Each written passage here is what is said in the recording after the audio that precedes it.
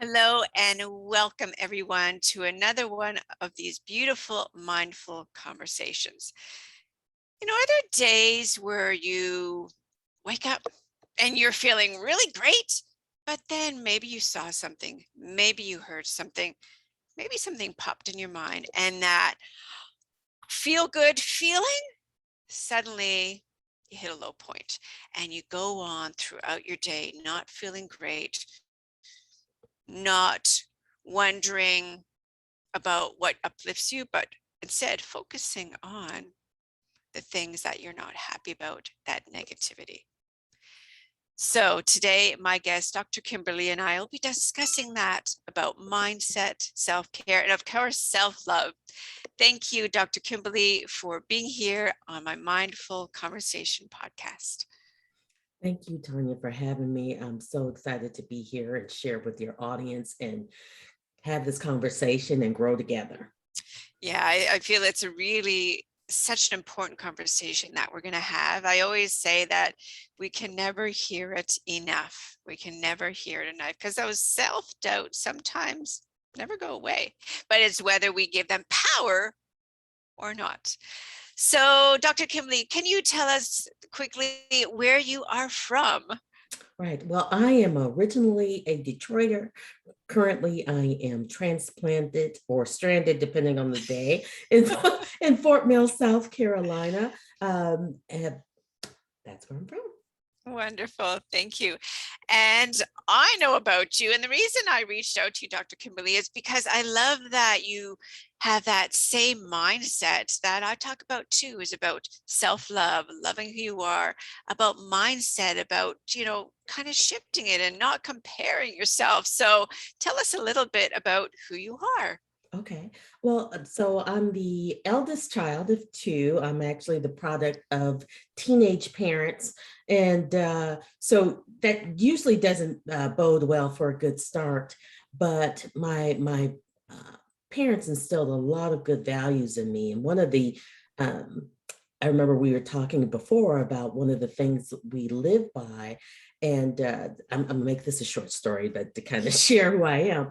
But I remember being really upset as I was about to graduate. I was in the Marine Corps and I was taking college classes and I was bemoaning to my dad about, man, I'm gonna be, and I think it was 28. I'll be 28 by the time I graduate and da da da da. And he said to me, well, you can be 28 with a degree or you can be 28 without a degree. Which one are you gonna be? And it just blew my mind and set the tone for the rest of my life about mindset. So I wanted to share that story because that has a lot to do with who I am. When you talk initially about comparing who you are and how you run your life. That runs through my head constantly. So I'm a person who likes to believe that I'm never too late. I'm always where I'm supposed to be. And, to cut off that inner critic. Yeah. So, what I'm hearing, I love the words that's that inner critic, and that message I'm hearing is believe in yourself and know you're worthy and you have a choice, right? Believe that you can make choices to go after what you want or those big dreams, right? And know that you are worthy and you are capable of doing that, and you have the choice to stay where you are or take those steps that you need to take to get where you want to be. Exactly. Yeah. Exactly. Yeah. And as far as, you mentioned it where, mindset gets so ingrained into however far back we look, right? Maybe it's words or actions, things we saw.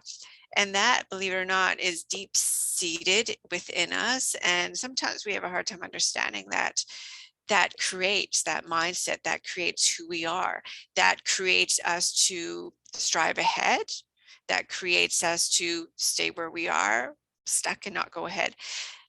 And it's realizing what is inside us, what's deep within our soul. When we find that why, when we've discovered what was there, what is there, it helps us to continue when we value that, okay, this is maybe, this negativity I'm feeling is due to this. However, I'm going to get past that, and I'm going to move ahead, and I'm going to take these baby steps to do that.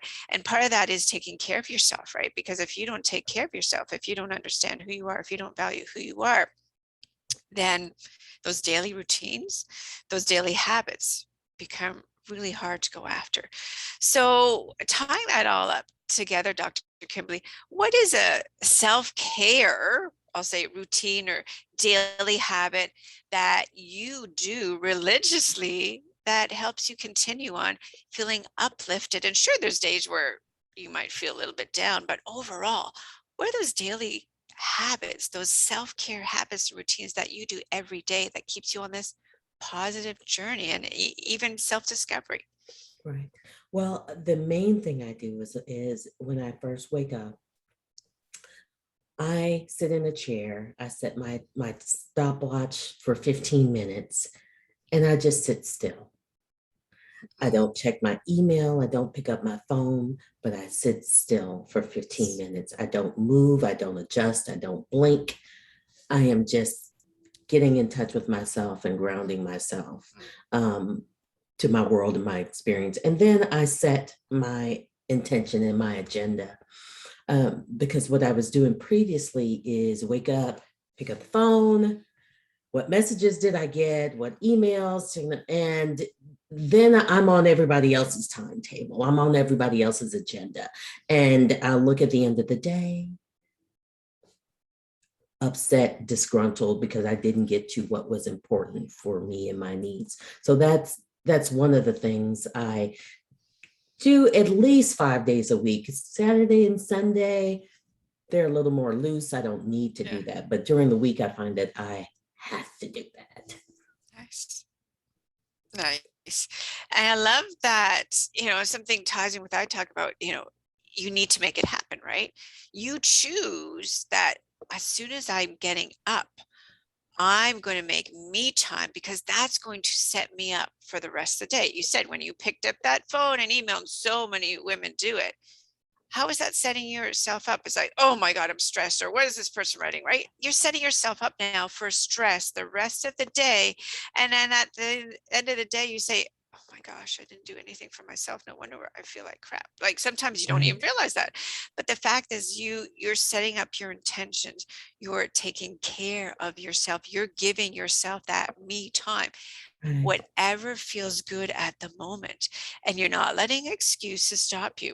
And you've learned that when I give the choice, when I allow myself the choice to give myself what I need, right, it doesn't matter what perhaps I'm faced with throughout the day, but I made time for myself and I'm better able to deal with what I'm faced with right, during that day, during that right, day. And I love that, Dr. Kimberly, because so many times, and I'm sure you hear this with your clients as well, so many times you hear women say, oh, but I don't have time. I don't know how to do it. Oh, but I have so many other things to do. Do you hear right. that as well? Oh, absolutely. I don't have time. My schedule doesn't allow that. There's so many. So essentially, we're allowing the tail to wag the dog, Yeah. so to speak, Yeah. Yeah, exactly. rather than making choices about what we can. And I didn't, for a long time, I didn't think it was possible. And there really was something about the pandemic that made me truly go into self care. Because the thing about mental health and coaching, it was in demand like nobody's business.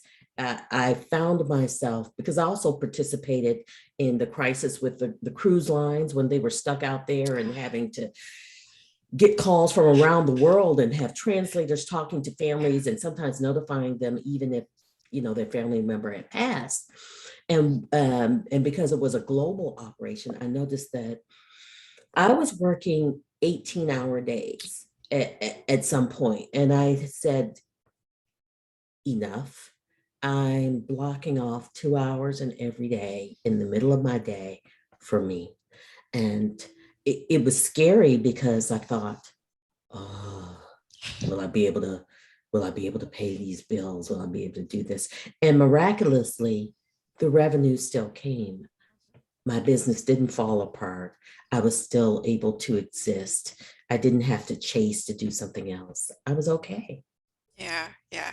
And it sounds like knowing that you were okay, knowing that it didn't change that financial, knowing that, wow, I really need to do this because I feel so much better and I'm able to deal with challenges better Yeah. when I'm take care of myself.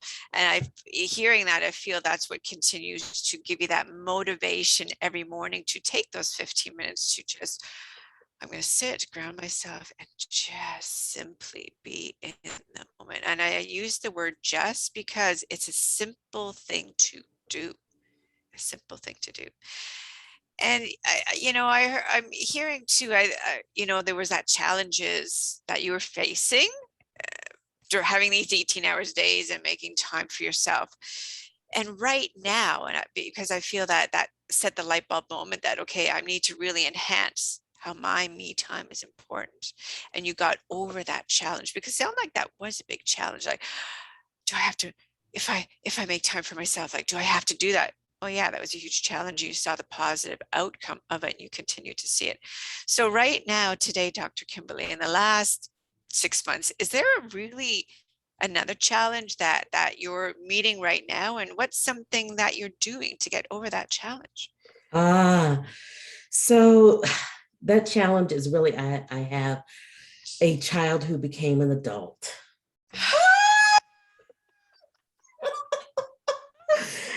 And 15, a girl, right? A girl? no, Oh, it's a young man. And oh, so I'm learning how to be, I'm trying to recall all of those things that I told other mothers who had to transition to that being the parent of an adult. And so we are renegotiating boundaries. And it's funny when I hear him ask, he'll say, Mommy, is it okay if I join the gym? Or can I still? So he's still trying to figure it out too. He's still asking for permission yeah, to go places and do things. And I think it's so cute. But I know I can't let him stay there. But I'm just, that mommy heart is still just loving that. So I'm trying to let him fly and for yeah. me to fit into a new position.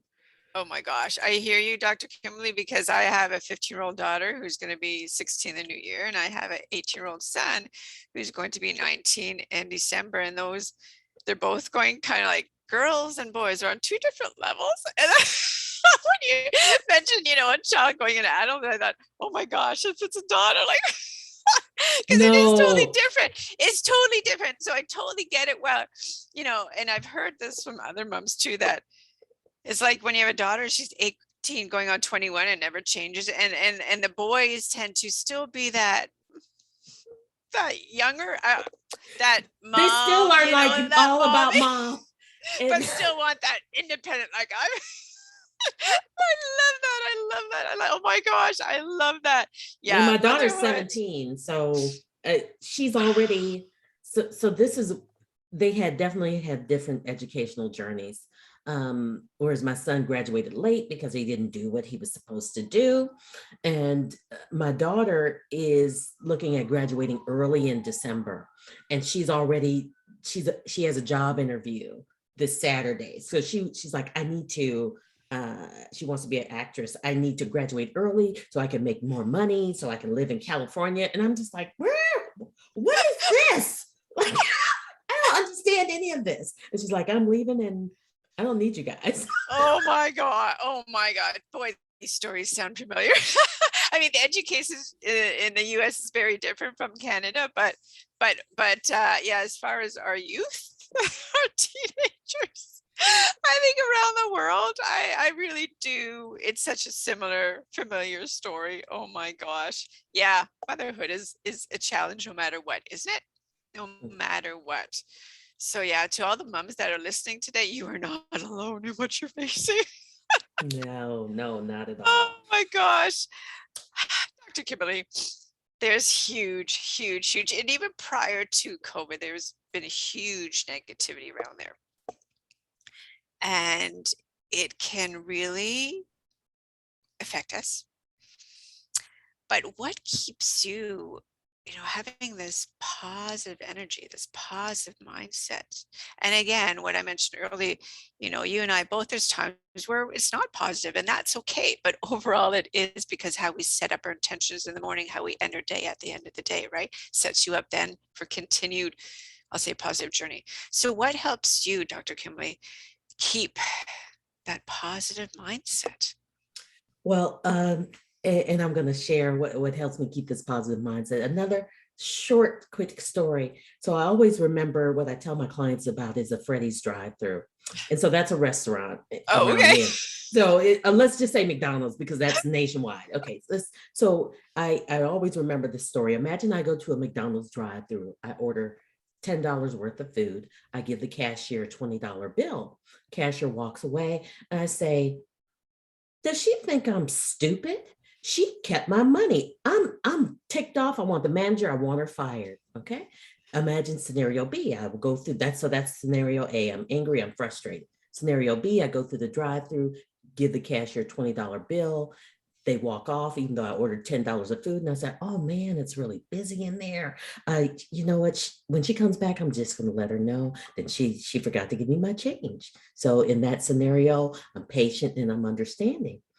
In scenario C, I go through the drive-through. I order $10 worth of food. I give a $20 bill. Cashier walks away. I say, oh, bless her heart. You know what? She looks like she hasn't eaten any in a while. She probably has a kid too. I'm just going to let her keep that money as a blessing. So in that scenario, I'm patient. I'm understand. I'm charitable. So that always reminds me that the facts of that situation didn't change one iota.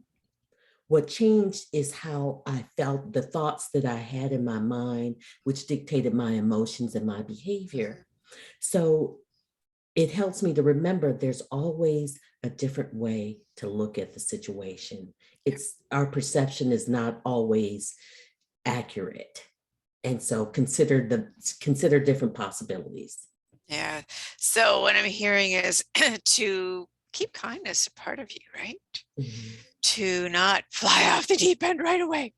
And when you become aware of your feelings, I really feel strongly and talk to this about people too, when you become aware of your feelings and you allow yourself to recognize that, then it really affects how you're going to react to a Absolutely. situation, right? Situation. And you're so right. We never know. What's the saying? We've never walked in someone else's shoes unless we put them on, or something like that, right? Or Right. footsteps in the sand. We never know what their story or situation is. Absolutely. Yeah, and it's so important to remember. And you're right. There's people. I've heard people say, "Oh, I talked to somebody and they just flew off the deep end and they were just like venting at me." But it's like, well, perhaps they vented with you because they feel comfortable, because Right. they know you're not going to judge them, because you just happened to be there and they just had nothing left in them.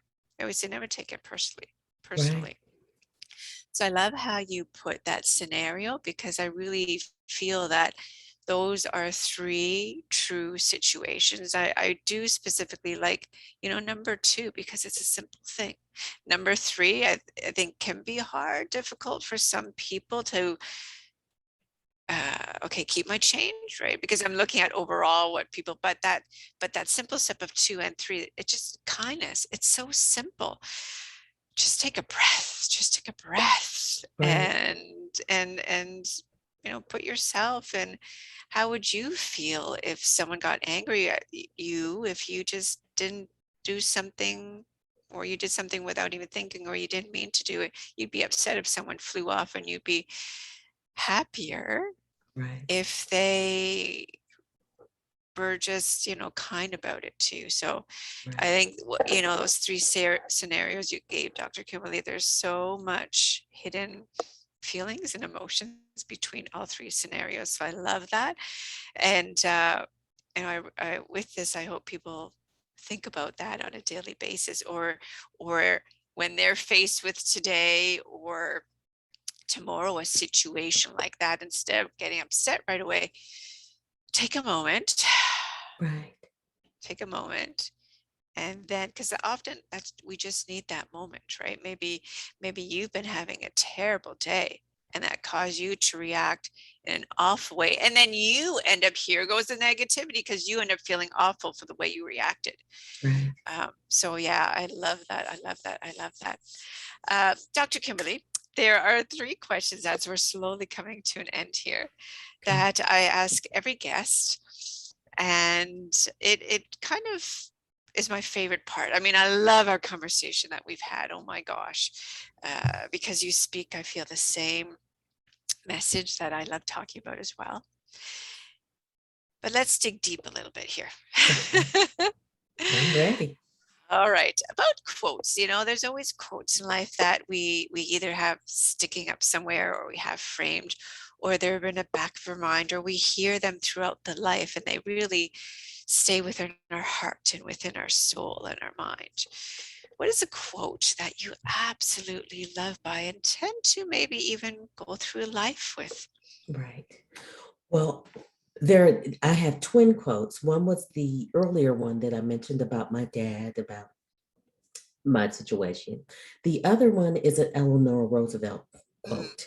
And sometimes I get it perfect, sometimes I don't. But essentially, it's never allow someone to tell you no who doesn't have the power to tell you yes. Oh my gosh, I love that, right? Because you have the power to say no. But often, especially women, are afraid to say no. Mhm. And that's Right. a whole different conversation. Right. Or even some allowing someone. So one of the things that I do for myself when I want to do this big, hairy, audacious goal, I don't share it. I protect that. I Mm, just do it. I don't share it because sometimes I found when I share things prematurely, others are like, what makes you think you can do that? That's so hard. Well, good luck to you. And then that starts my inner critic and that doubt. So sometimes I just protect my little jewels when I want to do a shift or do something different. So that's a quote. yeah. I'm sorry if I went too long. No, no, never apologize. Never apologize. Because there was a reason. People say, oh, it's funny. They're like, Tanya, you're right. You said never to apologize. I said, yeah, for something like that, because that was a thought that needed to be voiced, because someone out there needs to hear it. So no apology needed. We're good as women apologizing, aren't we? We are. That's one thing that I've been trying to erase because I definitely have shared that with others. No apologies. You are as you are. Yeah. Yeah. And if you don't like it, that has nothing to do with me. Absolutely. Yeah. So you've shared some wonderful advice during our whole conversation today.